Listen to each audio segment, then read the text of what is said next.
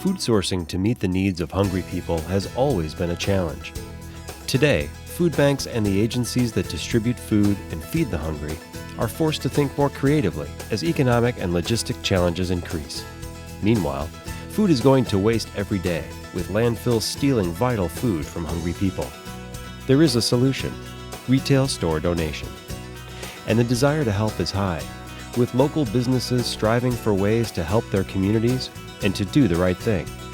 The key, as it has always been, is connecting the donated products with the people that need them in an efficient manner. The store donation program, from a global perspective, is a pretty simple program.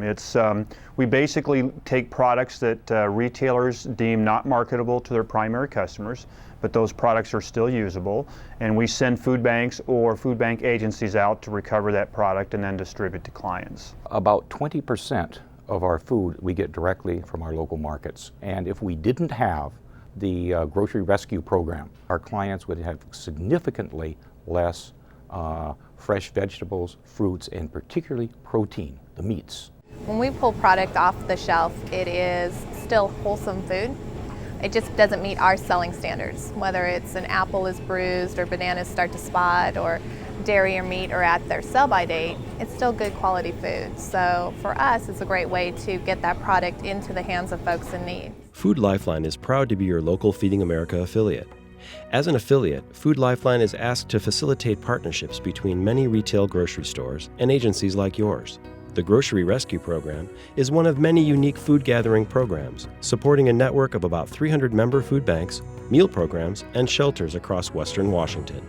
In the late 1990s, Feeding America members started working with retail grocery companies to recover perishable products that the retail stores identified as not marketable to customers, but still usable and safe for human consumption. Products falling into this category were typically close-dated, slightly ripe, or a result of overproduction. Thanks to the assistance from industry food safety experts and nonprofit representatives, the Conference for Food Protection created a set of food safety and handling guidelines for the recovery of perishable products from retail outlets such as restaurants, retail grocery stores, and commercial kitchens.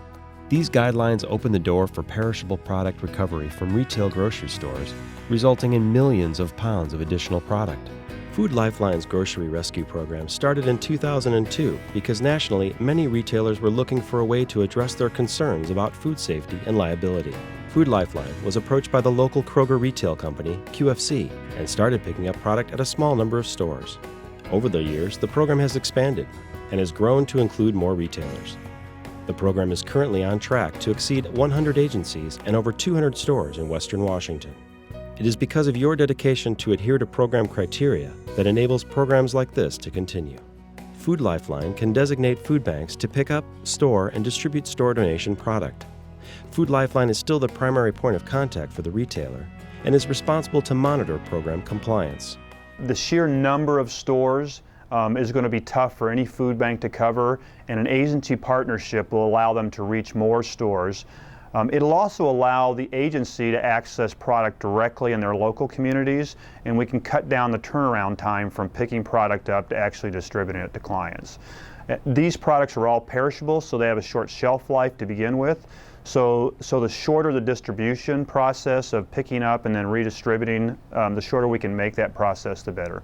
It really promotes kind of a sustainable type program, and it's very green because there's not unnecessary transporting of food back to a central location and then redistributing it from there. Most store donation programs recover all or some products from the following departments: from protein-rich meat products, fresh produce, along with deli, dairy, and bakery offerings. Many stores also provide non-perishable items, including personal care items like toothpaste or shampoo. All agencies that participate in the Feeding America store donation program must sign a contract and abide by established guidelines. These include the safe transport and storage of both perishable and non-perishable items. Transportation of product by agency partners is subject to the same guidelines as food banks. Using approved transportation devices, such as temperature-controlled coolers, thermal blankets, or active temperature devices like refrigerated trucks or standalone refrigerator units are required. work with Food Lifeline to determine the appropriate temperature control device for your store. In most cases, this is a refrigerated truck or a passive temperature control device like a pallet cover. Each agency will need to be equipped with an active temperature controlled cooler and freezer. Temperature logs must also be maintained. Some staff at stores may have concerns about liability. You can share with them that the Bill Emerson Good Samaritan Food Donation Act protects donors and nonprofits from liability when they donate food and other grocery essentials. This law states that if the donor is making a donation in good faith, then they would be protected from liability in the unlikely situation that an issue were to arise. Food Lifeline requires that your agency's lead grocery rescue program person has a current food handler's permit. All others picking up food at stores are strongly encouraged to obtain a food handler's permit. Please contact Food Lifeline for more information. If agencies utilize food provided by Food Lifeline to make meals, their key food service program staff is required to meet local commercial food safety standards. When we partner an agency directly with the store, we try very hard to partner them with an agency that is within the community, because customers want to know that the people they do business with are good corporate citizens, but they also want to know that they're helping their community and it's not being hauled many, many miles away. So our particular agency that we work with in this store is about 5 minutes from here. The people who are receiving food assistance from them are shopping in this store. The dollars they have, they're spending their money right in this community. This community actually is a food desert. This is one of the only grocery stores right in this community. And so they're a great partner to the people who live here. The agencies that we partner with the stores often do a really good job of building those kinds of relationships. And in areas where it might be a smaller community, they're probably going to know a lot of the store staff. And so it is really valuable, I think, for the agencies to be the ones doing the pickups. Store donation can provide nutritious food to the people that need it most. Local food bank agencies can provide a direct link to meet the needs of members of the community by providing reliable pickup and distribution of this valuable and much needed food.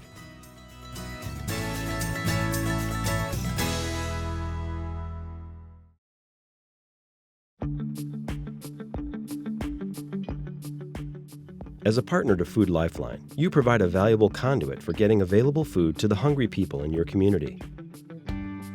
While safe food handling is the highest priority, another important factor is how you interact with the local retailer.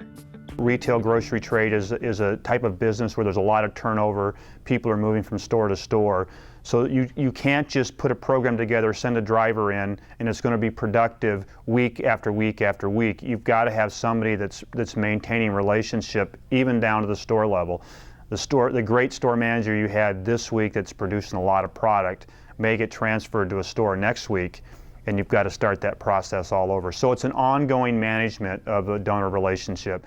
Food Lifeline's primary relationship is with the retailer's corporate and division offices. But the strength of the store donation program lies at the retail level. This relationship is strengthened by local agencies that visit the store on a daily, weekly, or bi-weekly basis. And this directly affects the product yield. Mismanaged or neglected programs will result in declining donations. Maintaining ongoing relationships with individual department heads and store managers is key. Food Lifeline refers to building and strengthening store relationships as store enrichment. For tips or support on store enrichment, feel free to contact Food Lifeline. You want to establish some standards to go by so the store staff, management, and food banks themselves know exactly what is acceptable and what is usable. It is important to remember you are viewed as an extension of Food Lifeline, and store retailers will require that you understand and adhere to safe food handling practices. Since maintaining relationships with retail partners is so important, Food Lifeline will take the time to introduce you to the key people you'll be interacting with on a regular basis. Reviewing the donation handling guidelines with store personnel should also be completed during this initial meeting. Proper review of the donation guidelines will assure the product you receive is of usable quality. The following are the main people you'll be interacting with when visiting retail stores. Receiving clerks. In most cases, the relationship you have with the staff that work in receiving will prove vital to getting all product categories ready and organized upon your arrival. Food Lifeline can provide clerks with your pickup schedule, along with contact phone numbers. Department managers. Most retailers have managers that oversee each perishable department. It is important to check in with the department managers periodically to see how the program is working for them. Having strong personal relationships will allow you to feel comfortable discussing changes to donations, particularly if you notice a decrease in product yields. Store manager or director. Store managers and directors tend to have a big picture view of store programs. While it is important to have a top-level relationship, they generally don't involve themselves in day-to-day operations. Still, when programs begin to falter and you've not been successful with the receiving clerks and department heads, the store manager or director may be your last resort. The lead grocery rescue program person at your agency should address any issues regarding product quantity or quality at the store level prior to contacting Food Lifeline's staff. If you are unable to resolve the concern, please contact Food Lifeline. Agencies will find that being respectful partners to the stores they visit will directly impact the evolutionary success of that program. The old adage of sugar catching more flies than vinegar is a good analogy. Remember, store personnel should be happy to see you, and taking some minor steps to ensure that the relationship prospers is strongly recommended. Store personnel are busy trying to move product out the front door in the form of sales. Programs that move product out the back door, such as donations, tend to be lower on the priority list. If you strive to make the program easy for them, you will see an increase of donated products, and they will become a champion of your program. Be on time for your pickup. Call ahead if you're running late, or you're not able to pick up due to an agency closure or holiday. Be flexible at the back door. You may have to go to each department to collect the product at some retail donors. Educate your contacts on how their donations help their community. Know your contacts' interests. What do they like to do? Do they like sports? Are they married? Etc. You will be provided a grocery rescue program name tag. We require that you wear your name tag so that store staff knows who's taking product out of their store. Always remove your name tag if you're doing any shopping while in the store. Remember to thank them for their assistance by giving them thank you cards, certificates, or inviting them to your agency for a tour or an event. It's so invisible to the store, and just feeling good about getting those products that we're not selling and to local food banks is just so important, I think, especially right now, but any time. I know that we've affected, our local community with those products, and I just know that it's just, again, the right thing to do, and I think it makes us all feel good. Once you have met your store donation contacts, establish holding areas for donations in each department. The appropriate signage should be displayed identifying each holding area. Food Lifeline manages the pickup schedule days. Contact Food Lifeline to receive permission to add or change your pickup day. Please notify your store in advance if you will be unable to pick up due to a planned closure. Most retailers will allow a pickup window of time, knowing that these times can vary due to traffic and the number of vendors at their dock doors at any given time. The more consistent your pickup days and times, the smoother your program will run. Upon arrival, check in with the receiving clerk. Go to the designated pickup location. Some retailers may ask you to go to each department to pick up donations. Some retailers may have the product staged in one location. If possible, check in with the department managers and discuss how the program has been going. Remember to thank them for helping. Gather product from all of the perishable departments. If there is any question as to whether product is intended for donation, be sure to ask someone within the department prior to taking it. If you cannot locate someone, do not take any product that you are unsure of. In the meat department, make sure that all donated products have been segregated by species. Poultry products should never be mixed in with beef products, and poultry boxes should never be stacked on top of beef boxes. Segregate non-perishable products from perishable products. Remember, non-perishable product will need to go through additional inspection upon arrival at the agency facility. You will need to weigh product by food category. For example, separate out and weigh meat from dairy, from produce, and so on. You will then record the information on a receipt form. Contact a Grocery Rescue Program staff member for any questions about receipting or reporting food. Clear product for donation with the receiving clerk. They should sign off on your paperwork, and most agencies will provide a receipt to the store at the time of pickup. Place all refrigerated products in a temperature-controlled device. Approved active devices include active temperature-controlled vehicles or active temperature-controlled coolers. Approved passive devices include commercial-grade ice chests or by covering the product with thermal blankets.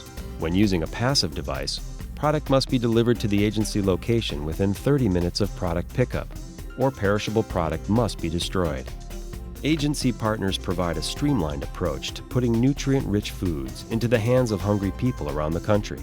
It is with the help of agencies like yours that solid relationships can be cultivated with local retail stores, and millions of pounds of food can go to those who need them. By donating the food that we have for the food bank, it makes me feel good, it makes our associates feel good, because we know we have people that's in need, especially in these hard economical times, that they're in need of food, and this is one way to help them support that need.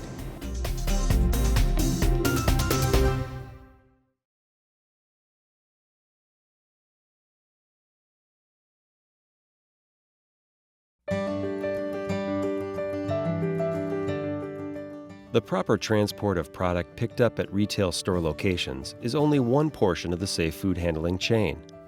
The other is the accurate sorting and safe storage at the agency. The retail store will do its job of pulling product for donation on a timely basis, but this does not diminish the agency's role to ensure that donated product be useful and safe for consumption.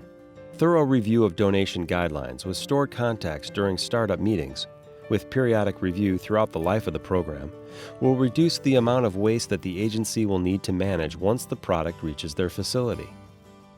Regardless of the thoroughness of the store's inspection, participating agencies need to inspect all products once they return to the agency. We got to make sure that our helpers are those that are volunteering are doing it right, that they're checking dates on the food, that there's a lot of specifics that come from the food bank on the food that can be accepted and that which can't be accepted, that we have to watch out for too, because there has to be food safety along with the food that's going out. And we want to make sure our clients get the foods that are safe. Once product arrives at the agency, it needs to go through several steps. These steps are outlined in the Grocery Rescue Program Training Manual. This document is included as a downloadable file on this DVD. Unload product and segregate by product category. If loaded by category at the store, this process should be quick and easy. Inspect all perishable products based on the Perishable Donation Handling and Storage Guidelines. Store all perishable product based on the Perishable Donation Handling and Storage Guidelines. Inspect all non-perishable products based on the Non-Perishable Salvage Sorting Guidelines. Agencies are responsible for ensuring that donated product is kept at acceptable temperatures and must keep logs for all product to ensure food safety. The key is for all parties, from store personnel to agency staff, to know and follow established guidelines. Typically when we set up relationships with the retailers, we like to give them a store donation manual, and that manual contains checklists as to the things that we will go through, our agencies, our food banks the process will go through as we're running a store donation program. These lists allow both the retailer, the food bank, and if they're using an agency, all to be on the same page as to what the processes are going to be. And then, of course, when we're doing an audit of the program, we can go down the checklist and make sure everybody's doing those steps. All the steps that are within our manual actually meet grocery standards for handling and distributing products. So everybody knows that as long as we adhere to those checklists, we're within safe food handling guidelines. It's a fantastic opportunity for our network to bring in high quality, safe food for our clients. Along with that, though, there's a lot of responsibilities that we hold very, very important in terms of just safe food handling. We monitor and control key factors. Time, temperature, the labeling of the product is very important too. And then finally, contamination prevention, that being physical, chemical, and biological contamination of the product. The following are basic guidelines for handling and storage of donated products. For meat, poultry, and fish, the product should be in original or food-grade packaging, securely closed and sorted by species to avoid cross-contamination, labeled and dated appropriately. Product should be frozen on or before the expiration date and stored at 0 degrees Fahrenheit or less while awaiting pickup. Under no circumstances can the product be stored at a temperature greater than 41 degrees Fahrenheit. Meat, poultry, and fish cannot be kept in the danger zone, 41 degrees Fahrenheit to 140 degrees Fahrenheit, for more than 2 hours.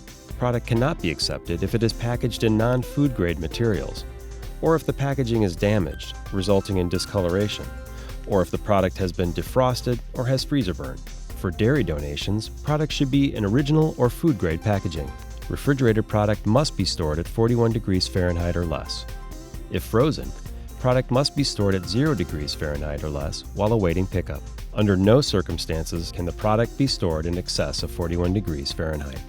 Dairy products can't be accepted if they are damaged or if the sanitary protection barrier is compromised. For produce donations, products should be in original or food-grade packaging or produce boxes. Cut produce should be securely closed in food-grade packaging and separated by type. Whole produce should be stored in a cool, dry, clean area and can be stored at room temperature. However, if produce is cut, it must be refrigerated at 41 degrees Fahrenheit or less. Produce that is too old and showing severe signs of decay cannot be accepted. Bakery items should be wrapped in food-grade packaging and securely closed. All products should be stored in cool, dry, clean areas. Products that are molding, placed in non-food grade packaging, or otherwise damaged or compromised cannot be accepted. Prepackaged, non-perishable food items such as canned goods, glass or plastic bottles in boxes or bags should be fully intact with legible labels and in original boxes or cases if possible. Labels must minimally show what the product is, the ingredients, the net weight, and the product's distributor. All products should be stored in cool, dry, clean areas. Products that are open, punctured, or otherwise damaged or compromised cannot be accepted. This includes jars that have bulging tops due to loss of vacuum seal, and broken or chipped glass containers. Both regulatory firms, FDA and USDA, are very concerned about the handling of product throughout the entire cycle from farm to fork, basically. So they're keenly interested in the monitoring and the handling of all food. Documentation is critical. We live in a world where if it's not documented, it didn't happen. So we have to make sure that we document every step of this process, from pickup to storage to delivery, basically. We want to have all that information chronicled, so if we do have to retrieve it at any time, we have it. Food Lifeline has sorting guidelines for salvage items like bagged, boxed, canned, and dry goods. Please contact Food Lifeline for a copy of these guidelines. Certain products are never acceptable for distribution: prescription drugs, pesticides, and other toxic chemicals. Contaminated or opened and potentially contaminated products cannot be distributed due to the inherent risks of these products. Please contact Food Lifeline for a copy of product consumption guidelines. Please print and distribute these guidelines to your clients, since some may feel it is unsafe to consume products past their sell-by date. Food Lifeline reports poundage donated at stores to retailers and to Feeding America. Please contact a grocery rescue staff member to learn more about this program requirement. We have inventory control sheets that we fill out. All food that we pick up is weighed and cataloged by the various categories: meat, dairy, this type of thing. We turn that information into Food Lifeline. They also check to make sure that we maintain our temperature records on our refrigerations and freezers. Plus, they also visit with the store management and store supervisors to ensure that maybe we're picking up at the right time and temperature is maintained while waiting for pickup. I think the idea of community collaboration and either meal programs or food banks getting donated items right from their community is really important. I think it builds community and it allows people who aren't able to volunteer to give back in a different way. All of our associates know what happens with that product as that truck pulls up every day. Ultimately, we know that it's going right to where it needs to go. The store donation program is valuable for retailers as well as your agency. The program reduces the time, warehouse space, and dumping fees associated with handling or disposing of food that isn't sellable. Donating creates excellent public relations, increases employee morale, and receipting of food can earn retailers a tax deduction if they choose to pursue it. Also, the program creates less waste, which allows for a more green and sustainable business model. Thank you for taking the time to view this video program on Food Lifeline's Grocery Rescue Store Donation Program. You are now authorized to pick up at your partner store. and are Grocery Rescue certified. We appreciate your dedication to help hungry people access consistent sources of very nutritious food. Without the commitment of staff and volunteers like you, millions of meals would be missed in Western Washington. If you have any questions, please contact a Food Lifeline Grocery Rescue Program staff member at 206-545-6600.